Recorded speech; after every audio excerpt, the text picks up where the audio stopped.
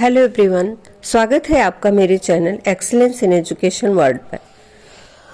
आज बात करते हैं प्रयोजनवाद या प्रयोगवाद या व्यवहारवाद, करणवाद, पुनर्रचनावाद, अनुभववाद, फलानुमेय प्रमाणवाद, प्रयोगवाद या अर्थक्रियावाद की इतने नामों से जाना जाता है। प्रैग्मैटिज्म यानी प्रयोजनवाद। अर्थक्रियावाद दर्शन की वह शाखा है जो किसी प्रागानुभूत अथवा पूर्व सिद्ध सत्य को स्वीकार नहीं करती। ये सभी संज्ञाएं अर्थक्रियावाद के लक्षणों की व्याख्या करती है। साथ ही विभिन्न नाम अर्थक्रियावाद के विकास क्रम को भी स्पष्ट करते हैं। अर्थक्रियावाद अमेरिकी जनजीवन से उद्गृत दार्शनिक प्रणाली है। अर्थक्रियावाद ने एक और आदर्शवाद द्वारा प्रतिपादित पूर्व सिद्ध सत्य के विरुद्ध आवाज उठाई तो दूसरी ओर प्रकृतिवाद के अमानवीय वैज्ञानिक सत्य का विरोध किया। आदर्शवाद के अनुसार जगत पूर्व निर्धारित तथा पूर्ण है और सत्य सर्वकालिक और सर्वदेशिक है। दैवी आदर्शवाद तो मनुष्य की नियति को भी किसी अज्ञात विश्वात्मा में स्थापित कर देता है। ऐसी स्थिति में मनुष्य के करने के लिए कुछ नहीं रह जाता। इसी प्रकार प्रकृतिवाद मनुष्य को प्रकृति का एक खिलौना मानकर उसके अस्तित्व को ही समाप्त कर देता है। अर्थक्रियावाद इन दोनों मान्यताओं को चुनौती देते हुए अनेक नई स्थापनाएं प्रस्तुत करता है, जिनमें सर्वत्र एक नकारात्मकता झलकती है तथा पूर्व निर्धारित सभी सिद्धांतों को इनकार करने की प्रवृत्ति दिखाई देती है। अर्थक्रियावाद के प्रमुख संप्रदायों का संक्षिप्त विवेचन उसके सिद्धांतों का स्पष्टीकरण के लिए उपयोगी होगा। पियर्स का अर्थक्रियावाद या व्यवहारवाद। अर्थक्रियावाद अथवा प्रैग्मैटिज्म शब्द का प्रयोग सर्वप्रथम चार्ल्स सैंडल्स पियर्स की पुस्तक में मिलता है। उसने विशेष रूप से इस विद्रूप शब्द का प्रयोग किया था कि जिससे कि कोई इसे चुरा न ले, इससे उसके विचारों की दुर्व्याख्या न हो जाए। पियर्स ने तार्किक दार्शनिक दृष्टि से प्रतीकों की व्याख्या की। उसके मतानुसार मनुष्य प्रतीकों का निर्माण करता है तथा उनका उपयोग करता है भाषा के रूप में। अतः भाषा की अभिधारणाएं दार्शनिक अध्ययन की महत्वपूर्ण समस्याएं बन जाती हैं। पियर्स के मतानुसार कोई अभिधारणा अंतिम नहीं है, उसका अर्थ उसके व्यवहारिक प्रभाव से निर्धारित किया जाता है। फलतः वास्तविक व्यवहार में जो प्रत्यय तथा अभिधारणाएं एक दूसरे से संबद्ध होती हैं, उनसे इस पारस्परिक संबंध को उचित अर्थ में ही देखना उन्हें सीखना है। प्रचलित अभिधारणाओं तथा प्रत्ययों को स्पष्ट करना आवश्यक है, अन्यथा तार्किक चिंतन संभव नहीं हो पाता। संक्षेप में पियर्स यह कहना चाहता है कि सत्य संबंधी सभी अभिधारणाएं अस्थायी हैं, उनमें निरंतर परिवर्तन होता ही रहता है तथा व्यवहार के साथ उनके अर्थ बदलते रहते हैं। सत्य को पूर्वानुभूत अथवा पूर्व सिद्ध आधारों पर स्वीकार नहीं किया जा सकता। इसी प्रकार विलियम जेम्स का अनुभववाद या फलानुमेय प्रभाववाद। पियर्स के प्रैग्मैटिक्स को जेम्स ने शिष्ट बताकर प्रैग्मैटिक संज्ञा प्रदान की और उसे क्रमबद्ध दर्शन का रूप दिया। जेम्स ने पियर्स का इस संबंध में अनुमोदन किया और अर्थक्रियावादी बिना पूर्व निर्धारित उत्तरों के प्रश्नों का हल ढूंढने का प्रयत्न करता है। वह लिखता है, अर्थक्रियावादी अमूर्त विचारों, अपर्याप्तताओं, मौखिक समाधानों, प्रागानुभूत कारणों, निश्चित सिद्धांतों, बंद व्यवस्थाओं तथा भ्रांत पूर्णताओं उपपत्तियों से विरत होता है। जेम्स के अनुसार विचार का प्रयोजन मानवीय रुचियों को संतुष्ट करना है। विचार अनुभव में अंतर्निहित होता है और अनुभव की उपपत्ति विचार के रूप में प्रस्फुटित होती है।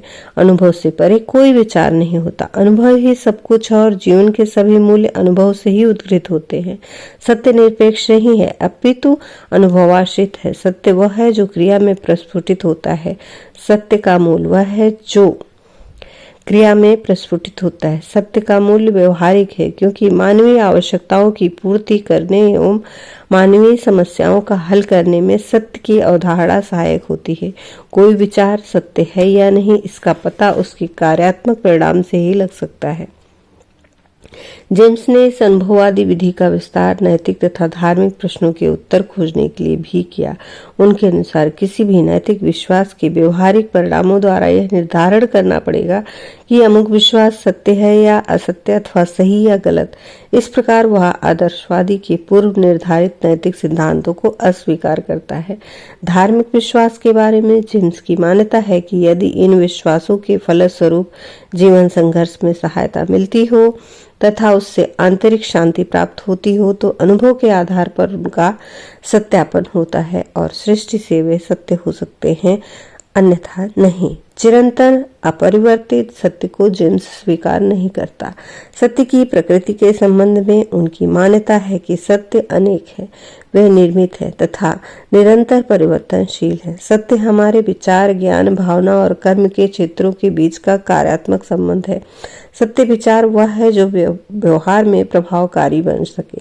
सत्य वस्तुनिष्ठ नहीं होता। सत्य की स्थिति व्यवहारिक एवं मनोवैज्ञानिक है। जेम्स कांट चिंतन वर्गीकरण का परित्याग करते हुए कहता है कि इन वर्गीकरणों का प्रयोजन विचार को समझना नहीं है, अपितु अनुभवों को नियंत्रित करने में सहायता करना है। सत्य पूर्व निर्धारित नहीं होता, अपितु उसकी खोज की जाती है, उसका निर्माण किया जाता है।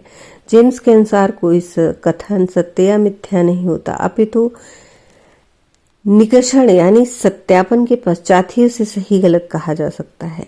जेम्स के अनुसार कोई कथन सत्य या मिथ्या नहीं है, जगत पूर्ण नहीं है। सत्ता अनेक शक्तियों तथा संघातों का मिश्रण है तथा उनमें एकता न होकर अनेकता विद्यमान है। जगत में वह शुभ और अशुभ अनेक रूपों में विद्यमान है। यह जगत अंशतः अनिर्णीत है तथा मनुष्य अंशतः स्वतंत्र है। अतः मनुष्य के स्वैच्छिक अध्यवसायों से जगत को बेहतर बनाया जा सकता है।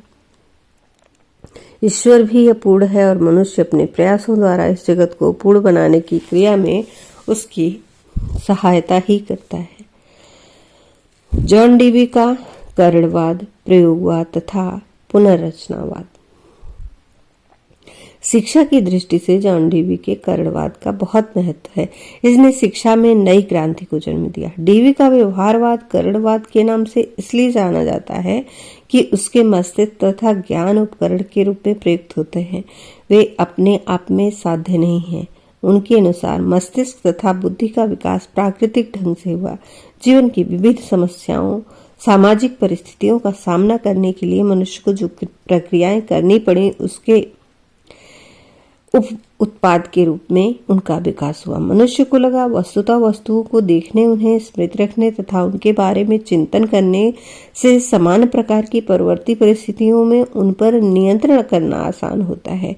मनुष्य के पास मस्तिष्क ऐसा उपकरण है जिसकी सहायता से वह अन्य प्राणियों से अपने आप को ऊपर उठा सका है। उसके अनुसार ज्ञान मस्तिष्क से परे नहीं है, विचार मस्तिष्क की क्रिया मात्र है। उस प्रकार डीवी के अनुसार मानव मस्तिष्क उसकी क्रियाओं को प्रभावकारी ढंग से चलाने के लिए साधन अथवा कारण मात्र है। डीवी के दर्शन का दूसरा विचार प्रयोगवाद का है। डीवी ने प्रयोगात्मक विधि को जो वैज्ञानिक क्षेत्र में प्रयुक्त होती है, मानवीय सामाजिक समस्याओं का हल करने के लिए उपयुक्त समझा। डीवी के अनुसार हमारी चिंतन प्रक्रिया में वे सभी चरण होते हैं जिन्हें वैज्ञानिक प्रयोगशाला में प्रयुक्त करता है। यदि हमें अपने अनुभवों का लाभ प्रभावी ढंग से लेना है तो प्रयोगात्मक विधि अथवा वैज्ञानिक विधि का प्रयोग करना ही पड़ेगा। इस विधि को समस्या विधि भी कहा जाता है। इसका शिक्षण विधि की दृष्टि से बड़ा ही महत्व है। डीवी प्रधानतया शिक्षा दार्शनिक था और उसने जो भी शिक्षा की परिभाषा दी उसके अनुसार अनुभवों की पुनर्रचना मानी जाती है। इसी आधार पर उसके दर्शन को पुनर्रचनावाद कहा जाता है।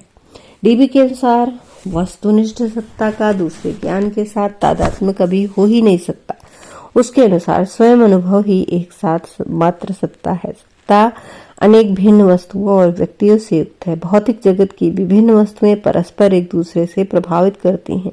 इसी प्रकार समाज में व्यक्ति भी परस्पर एक दूसरे से प्रभावित करते हैं। मानवीय अनुभव से परे कोई ऐसी सर्वव्यापी सत्ता नहीं है जिसके माध्यम से इस विश्व की व्याख्या की जा सके अथवा विभिन्न वस्तुओं में एकता देखी जा सके। उसके अनुसार एकता कार्यात्मक अथवा आंगिक संबंध है। व्यक्ति को समाज के साथ तादात्म्य करने की आवश्यकता नहीं है, अपितु वह समाज के साथ कार्यात्मक रूप से सहयोग करता है। सत्ता परिवर्तनशील है, हमारा विश्व निरंतर परिवर्तनशील है। इसी प्रकार जिस मनस के द्वारा हम सत्ता का चिंतन करते हैं वह भी चेतना का प्रवाहमान झरना है जो नित्य नवीन रूप में प्रयुक्त होता है। अनुभव की वृद्धि के साथ हमारे विश्वास समृद्ध तथा परिवर्तित होते हैं। मनुष्य द्वारा अनुभूत सत्ता में कुछ भी स्थायी अथवा स्थिर नहीं है, जगत अनिश्चित है। मनुष्य के इस अस्थिर सामाजिक जगत में परिवर्तन की सर्वहारा नदी वात चक्र भंवर के समान है, जो सामाजिक व्यवस्थाओं को भी अपने भंवर में लपेट के लेकर नष्ट कर देती है अथवा उनमें अचिंत्य परिवर्तन ला देती है। भौतिक सत्ता ना हो तो मनुष्य से प्यार करती है और ना ही घृणा, परंतु मनुष्य को उसकी परिवर्तनशील प्रकृति से अवगत रहना चाहिए तथा उसके लिए तैयार रहना चाहिए। प्रगति स्वतः नहीं होती, मनुष्य को उसके लिए प्रयत्न करना पड़ता है। डीबी के अनुसार मनुष्य स्वतंत्र है, परंतु उसकी स्वतंत्रता उसकी स्वयं की प्रकृति के कुछ अनियंत्रित तत्वों तथा अन्य परिस्थितियों के कारण सीमित हो जाते हैं। डीबी स्वतंत्रता को वास्तविकता में विश्वास करता है तथा व्यक्ति को उसका अभिकरण मानता है। स्वतंत्रता पूर्वक कार्य करने के लिए मनुष्य को बुद्धि का उपयोग करना पड़ता है और कार्य भी करना पड़ता है। बुद्धि के द्वारा वांछनीय लक्ष्यों की प्राकल्पना की जा सकती है, उनकी पूर्ति के लिए योजना भी बनाई जा सकती है, परंतु बिना कार्य के लक्ष्य पूर्ण रह जाते हैं। डीबी नैतिक सिद्धांतों को प्रागानुभूत वैधता के आधार पर चिरंतन नहीं मानता। उसके अनुसार नैतिक मूल्यों की निरंतर पुनर्रचना होती है। जैसे जैसे ज्ञान में वृद्धि होती है तथा सामाजिक परिवर्तन आता है, वैसे वैसे नैतिक मूल्यों में भी परिवर्तन आता है। साथ ही डीबी यह भी मानता है कि नैतिक मूल्य सापेक्ष दृष्टि से अधिक स्थायी होते हैं। शुभ एक दिन के लिए शुभ नहीं होता, अपितु लंबे समय तक शुभ बना रहता है। कोई भी व्यवहार सत तथा श्रेयस्कर उसी सीमा तक होता है जिस सीमा तक उससे प्रभावित सभी व्यक्तियों पर पड़ने वाले प्रभाव की प्राकल्पना कर ली जाए। डीबी 3 नैतिक मूल्यों को स्वीकार करता है: लोकतंत्र, विचार तथा वाणी की स्वतंत्रता, नैतिक एवं कानूनी प्रतिबंधों को स्वीकार करते हुए कार्य की स्वतंत्रता। धार्मिक मूल्यों के बारे में डीबी का विचार है कि धार्मिक होने के लिए किसी आध्यात्मिक प्राकृतिक दैवी सत्ता में विश्वास करने की आवश्यकता नहीं है। इसी प्रकार किसी संप्रदाय विशेष से संबंधित पूजा पाठ की भी आवश्यकता नहीं है। किसी अंधविश्वास को माने बिना भी व्यक्ति धार्मिक रह सकता है। डीबी के अनुसार धार्मिकता का स्रोत हमारी कल्पना है, जिससे साहित्य तथा कला का उद्गम होता है। इंद्रियानुभूत ज्ञान हमें अतीत तथा वर्तमान से अवगत करवा सकता है, परंतु कल्पना हमें उस भविष्य के गर्भ में पहुंचा देती है जो अनिश्चित है। कल्पना द्वारा प्रकल्पित ऐसे मूल्य जिन्हें मनुष्य भविष्य में प्राप्त कर सकता है उसके आदर्श कहलाते हैं। यह अनुभूति की मानव अध्यवसाय से इन्हें यथार्थ बनाया जा सकता है। आस्था कहलाती है। डीबी के अनुसार आदर्श न तो किसी प्रागानुभूत सत्ता में विद्यमान है, न आस्था अंतःकरण की सहज अनुभूति। इस प्रकार जॉन डीबी के अनुसार धर्म स्पष्टता आदर्शीकृत सामाजिक नैतिकता है। उसकी आस्था मानवीय अनुभव में निहित है। भावी आदर्शों के प्रति आस्था भी इस रूप में विद्यमान है कि वर्तमान में उसे कभी भी प्राप्त किया जा सकता है। डीबी की नैतिकता जैव सामाजिक कही जा सकती है। जीवन के प्रति समायोजन 3 प्रकार से हो सकता है: परिस्थिति के अनुसार अपने आप को ढाल लेना, परिस्थितियों को अपने अनुसार बदल लेना, स्वयं के व्यवहार की तथा परिस्थितियों की पुनर्रचना करना। डीबी तृतीय प्रकार के समायोजन को धार्मिक तथा नैतिक कहता है तथा इसी को मान्यता देता है। शिक्षा की दृष्टि से एक और महत्वपूर्ण नाम किलपैट्रिक का भी लिया जाता है, जिसने डीबी की समस्या हल विधि या वैज्ञानिक विधि को प्रोजेक्ट प्रणाली के रूप में विकसित किया। उसने भी अन्य अर्थ क्रियावादियों के समान ही विश्व की तर्कनापरक काल्पनिक अवधारणा का खंडन किया तथा उसके स्थान पर गैलीलियो द्वारा स्थापित वैज्ञानिक प्रतिमानों द्वारा विश्व की व्याख्या का प्रयत्न किया। किलपैट्रिक के अनुसार मानवीय अनुभवों की प्रमुख उपलब्धि नैतिक मूल्य है। उसके अनुसार दर्शन जीवन के संघर्षात्मक मूल्यों का समीक्षात्मक अध्ययन है। दर्शन का काम यह पता लगाना है कि संघर्षों के बीच कैसे जिया जाए। डीबी के समान ही किलपैट्रिक की भी यही मान्यता है कि अगर आपने एक्सलेंस इन एजुकेशन को सब्सक्राइब नहीं किया है तो प्लीज सब्सक्राइब कर लें और साथ ही बेल आइकन प्रेस कर दें, जिससे आने वाले वीडियो की नोटिफिकेशन मिलती रहे। और वीडियो को अंत तक जरूर देखें और अपने बहुमूल्य सुझाव कमेंट बॉक्स में भी दें। बेल को ऑल पर जरूर करें। वीडियो को लाइक करें, ज़्यादा से ज़्यादा शेयर करें और अपने बहुमूल्य सुझाव कमेंट बॉक्स में अवश्य दें। धन्यवाद। नमस्कार।